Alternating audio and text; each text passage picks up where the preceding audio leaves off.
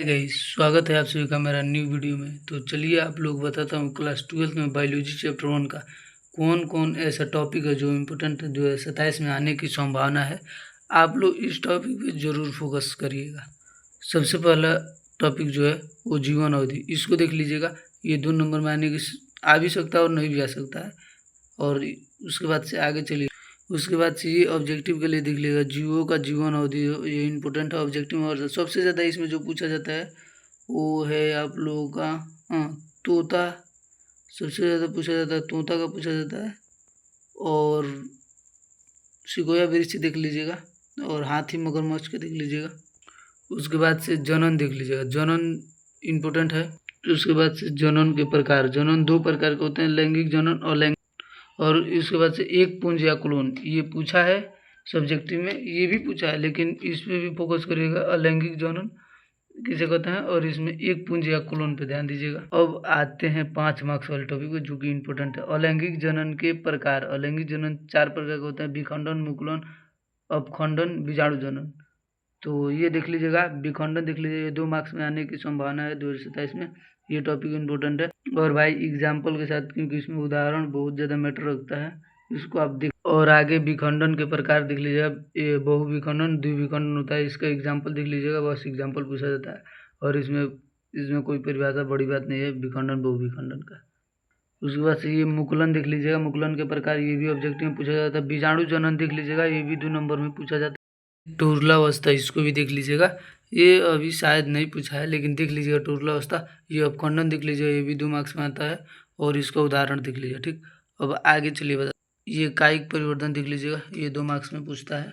और कायिक परिवर्तन के प्रकार, कृत्रिम और प्राकृतिक, इसका बस एग्जाम्पल पूछा जाता है, बस लिखिएगा। 2 प्रकार का होता है, कृत्रिम का एग्जाम्पल लिखिएगा और प्राकृतिक का। और ये आप लोगों को प्राकृतिक कायिक परिवर्तन जो होता है इसका, ये सब देख लीजिएगा, ये ऑब्जेक्टिव के लिए बहुत इंपॉर्टेंट है। आगे ये जलकुंभी वगैरह है, ये सब ऑब्जेक्टिव के लिए इंपॉर्टेंट है।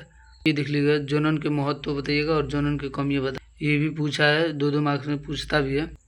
और ये है लैंगिक जनन, भाई इंपॉर्टेंट है लैंगिक जनन, इसको देख लीजिएगा। उसके बाद से लैंगिक जनन की विशेषताएं, लैंगिक जनन की विशेषताएं देख लीजिएगा, ये भी आने की संभावना है। उसके बाद से लैंगिक दृष्टि से पुष्प के प्रकार दिखेगा, मोनोकार्पिक और पॉलीकार्पिक, इन लोगों का एग्जाम्पल भी याद रखिएगा और ये 2 मार्क्स में पूछा जाता है। मोनोकार्पिक, पॉलीकार्पिक, इसका एग्जाम्पल और इसका परिभाषा, ये 2 मार्क्स में आने की संभावना है। और प्रजनन के आधार पर सतत प्रजनन, मौसमी प्रजनन, ये देख लीजिएगा, 2 मार्क्स में आने की संभावना है। और ये चक्र, मध्य चक्र दिखिएगा और मासिक चक्र, ये भी 2 मार्क्स के लिए है। और ये जीर्ण अवस्था देख लीजिएगा। और उसके बाद से युग्मक के प्रकार, समयुग्मक, विषम युग्मक के और अयुग्मकी, असम युग्मक के, इसको भी तीनों को देख लीजिएगा। समथैलेसी किसे कहते हैं, इसे देख लीजिएगा। वैसे तो ये पूछने की संभावना है बट तभी भी देख लीजिएगा। हाँ, ये बाह्य निषेचन देख लीजिएगा और बाह्य निषेचन क्या क्या हानि है ये भी देख लीजिएगा। और ये आंतरिक निषेचन देख लीजिएगा और अनिषेधजनक देख लीजिएगा। और ये रहा आपका भ्रूण उद्भव, इसको देख लीजिएगा।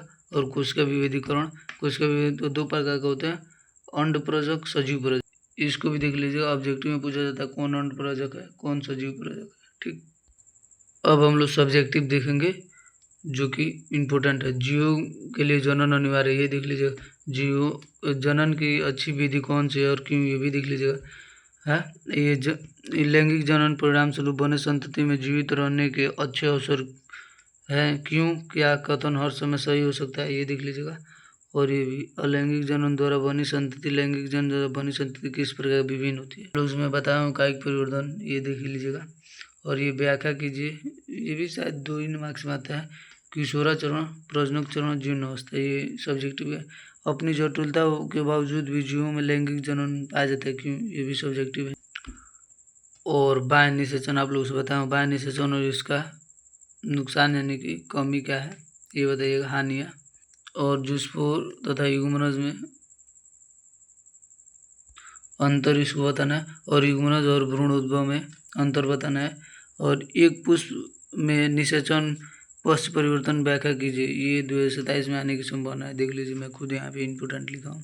जीवों में लैंगिक जनन के बारे में बताएं, ये देख लीजिएगा। और इसकी विशेषता बोला वहाँ पर पूछने की संभावना। ये क्लोन देख लीजिए, क्लोन की लाभ हानि और लैंगिक जनन और अलैंगिक जनन में अंतर।